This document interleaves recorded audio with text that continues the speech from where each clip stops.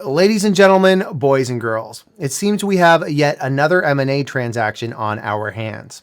And as if that wasn't enough, this particular deal involves a major buying a junior, which is every mining exec's wet dream.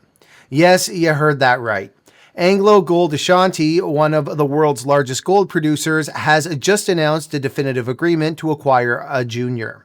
The acquisition was done as part of a move to consolidate one of the districts of focus for Anglo as the company looks to add further ounces to their current mineral resource inventory.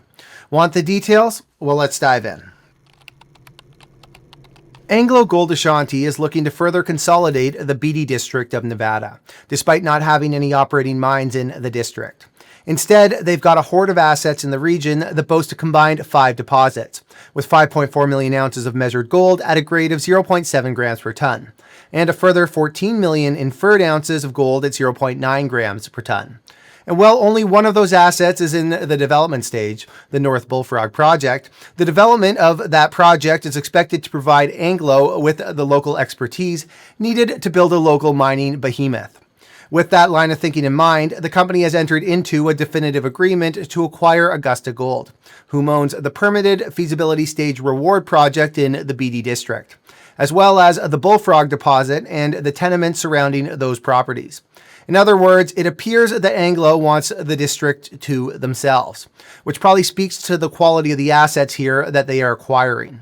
The transaction, of course, follows Anglo acquiring Corvus Gold and their North Bullfrog project in a deal that closed in early 2022 for $370 million US, which months later was followed up with a $150 million purchase of a subsidiary of Coeur that had claims in that region. The result is that Anglo was the natural acquirer here, with Augusta saying as much in their most recent investor presentation, especially given the fact that Augusta is forecasted to be the first producer in the revitalized district. Now let's take a look at just what Anglo is about to get their hands on. Okay, we're going to start with the Reward Project, because despite being smaller in scale than Augusta's other asset, it is much further advanced.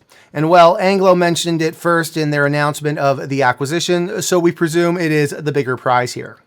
The Reward Project, found just outside of Beatty, Nevada, is a construction-ready permitted project that is surrounded by Anglo on 3 sides. The project saw a feasibility study completed on it last September. The project is set to be one of the first operating mines in the region, and given Anglo's efforts to get North Bullfrog permitted, that seems to have some value associated with it. The feasibility study released on the project outlined an open pit heap leach operation with an 8-year mine life.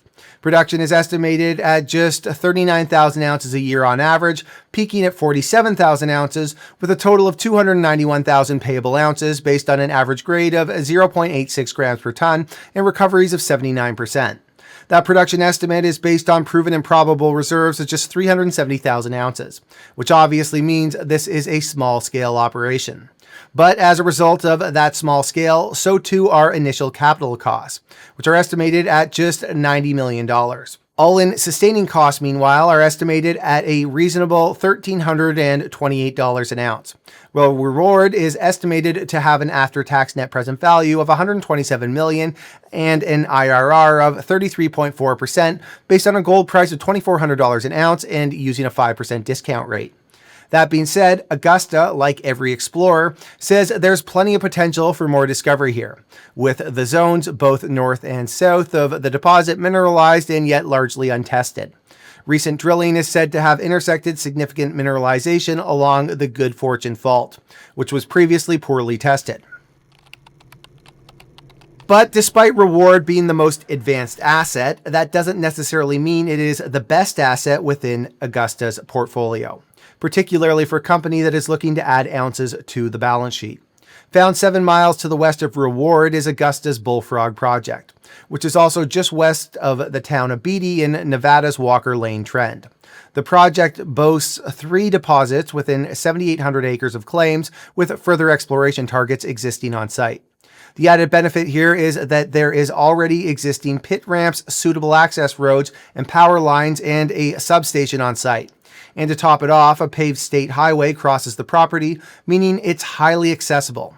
The Bullfrog property has a total of 3 mineral resource estimates associated with it, for combined resources of 1.2 million ounces of gold and 2.9 million ounces of silver within the measured and indicated categories at grades of 0.5 grams per ton and 1.3 grams per ton, respectively, with a further 258,000 ounces of gold and 516,000 ounces of silver in inferred resources.